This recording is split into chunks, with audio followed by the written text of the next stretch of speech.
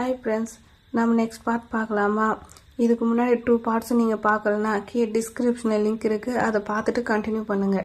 நம்ம ஹீரோனியோட தலைமுடியில் இருந்த அந்த மாய ஊசி லேசாக நைவுன்னு அடுத்த நிமிஷமே அவளோட அழகு பேரொளி மாதிரி அந்த இடத்தையே நிரப்பிக்கிட்டு இருக்கு. அங்கே தான் நம்ம ஹீரோவின் தேவன் ருனியு தனியாக உட்காந்துக்கிட்டு இருக்கான்.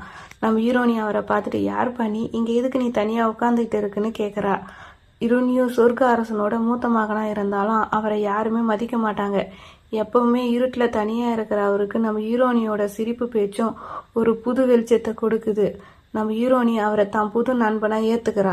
ருனியு தனியாக இருக்கிறத பார்த்துட்டு நம்ம ஹீரோனிக்கு ஒரு ஐடியா வருது. அவகிட்ட இருந்த ஒரு சிகப்பு கயிறை எடுத்து ருனியுக்கு கொடுத்து, இந்தா உனக்கு சீக்கிரம் ஒரு நல்ல ஜோடி கிடைக்குன்னு வாய்த்துறா.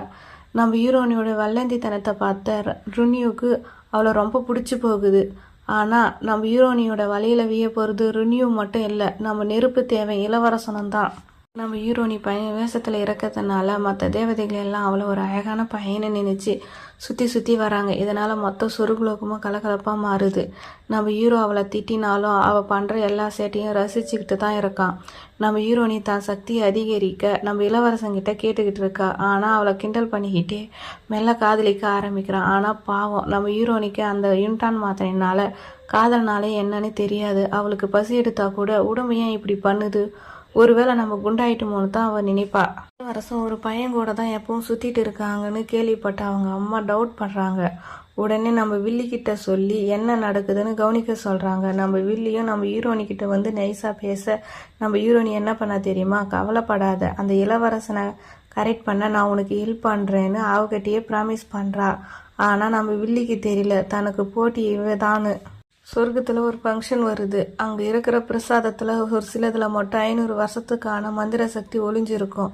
நம்ம ஹீரோனி எப்படியாவது அந்த பெரிய மிட்டாயை சாப்பிடணும்னு 20 மிட்டாய்களை திருடி சாப்பிட்றா. ஆனால் வயிறு தான் வெடிச்சதே தவிர அந்த பெரிய மந்திர சக்தி அவளுக்கு கிடைக்கவே இல்லை. செம அப்செட் ஆகி உட்காந்துக்கிட்டு இருக்கா நம்ம ஹீரோனி. இப்போ தான் நம்ம ஹீரோ கிட்ட ஒரு மிட்டாய் இருக்கிறத அவள் தெரிஞ்சுக்கிறா.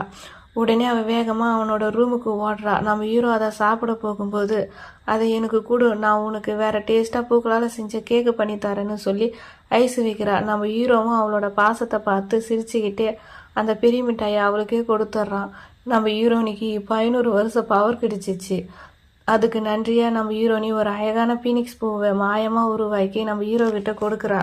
அந்த பூ ஒரு பக்கம் பூக்கும், இன்னொரு பக்கம் உதிரும். அது எதை குறிக்குதுன்னா, இவங்க 2 பேரோட காதலும் ஒரு பக்கம் வளர ஆரம்பிக்கும், இன்னொரு பக்கம் பெரிய பிரச்சனையும் துயரத்தையும் நோக்கி போயிட்டு இருக்குன்னு அர்த்தம்.